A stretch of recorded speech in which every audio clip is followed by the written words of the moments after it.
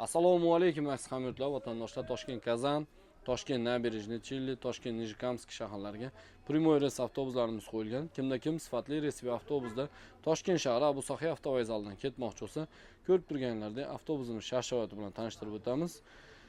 Zarurat xonalarigacha hamda monitorlarimiz, kullerimizgacha issiq suv, sovuq suv, kofe ichmoqchi bo'lgan fuqarolarimiz bemalol foydalansa bo'ladi. Konditsioner har bitta sidinaning ustida o'zini отдельный zaryadka uskunalarigacha bor. Bemalol foydalanib kelib ketsanglar bo'laveradi aka-ukalar. Eng muhimi, spalniy salon avtobus ko'pchilik fuqarolarimiz so'rayapti. Spalniy salon hozircha yo'q aka-ukalar. Hozircha Rossiya shahriga spalniy salon avtobusimiz to'liq qo'yilgani yo'q.